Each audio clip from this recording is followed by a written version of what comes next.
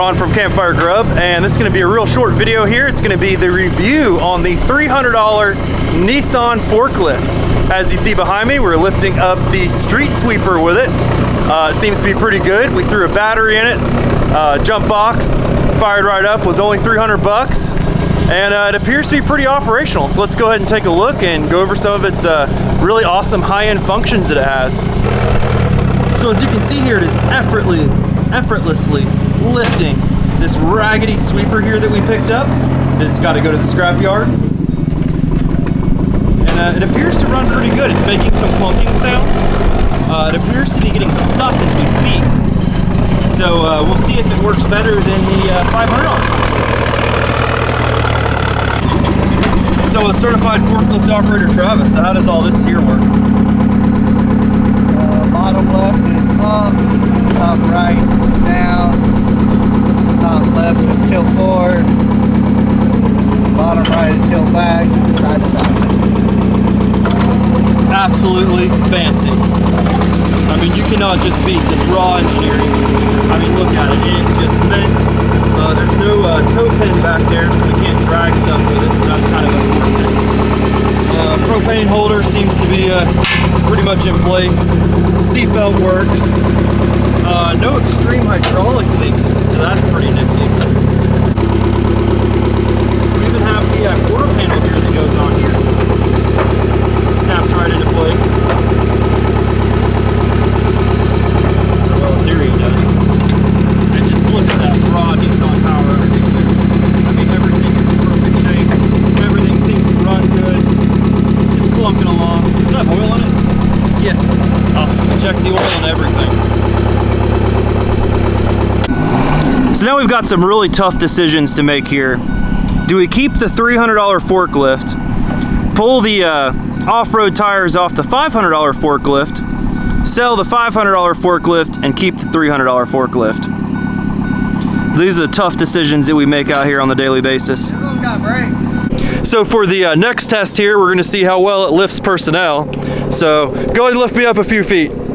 So it lifts personnel. I know you're not supposed to do that with forklifts, but why not?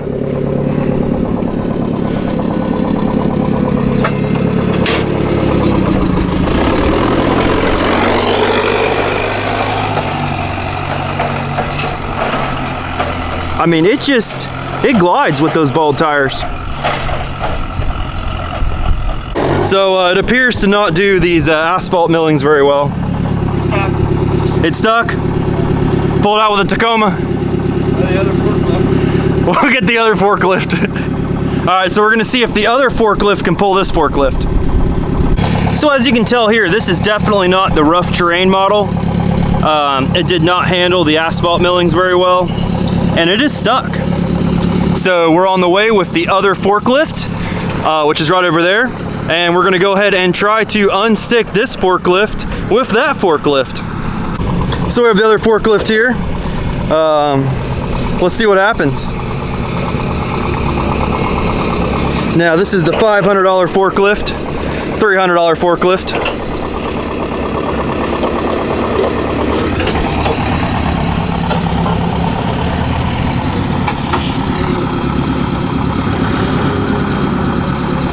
Side shift.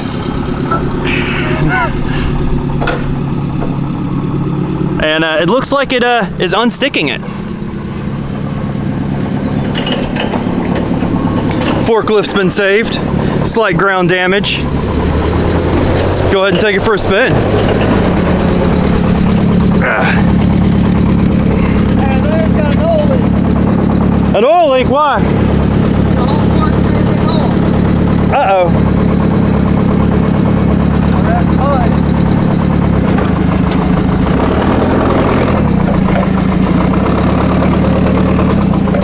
So we're taking the forklift out here for a little bit of a spin.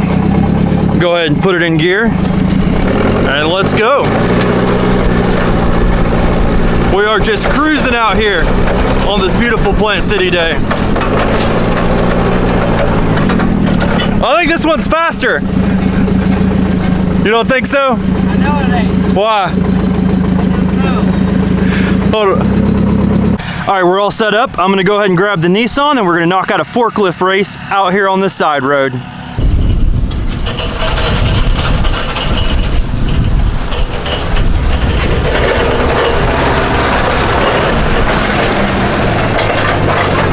right, Travis, you won the Forklift 5000, so what's your review here on what actually happened here during that race? You forgot the yellow forklift had a high gear. The yellow forklift has a high gear. No high gear. If anybody is interested in purchasing this high-end machine, we did do a little bit of work to it to get it running, auction fees, so it did come out to a little bit more than 300 bucks. It is for sale. 1,200 bucks, includes tank, no visible leaks. Everything appears pretty operational. It's not good for forklift racing, but other than that, awesome shop forklift. Includes a set of short forks, ready to go on your next little forklift adventure. Perfect for a shop, small business, ready to go, ready to work. Even has a working seatbelt, so safety is used here. Turn signals do not work. That's a slight downfall. Lights kind of sort of work.